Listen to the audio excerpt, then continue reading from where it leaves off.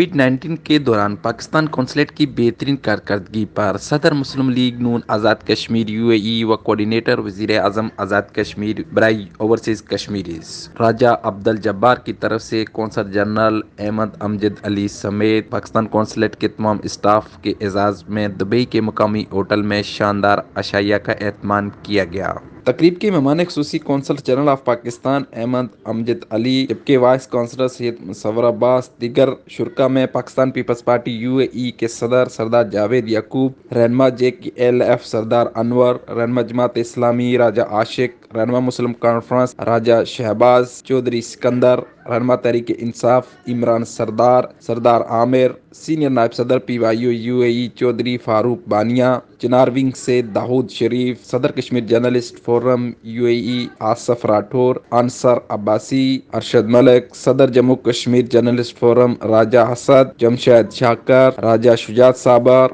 راجہ ظفر، جبکہ دیگر شرکاء میں زاہد کشمیری، مہربان ملک، راجہ معروف، سیکرٹری ذوالفقار چودھری محمود طاہر، منظور مناس، راجہ ساجد علی، قاری عظیم کے علاوہ پاکستانی و کشمیری پرنٹ اور الیکٹرانک میڈیا کے نمائندگان نے شرکت کی۔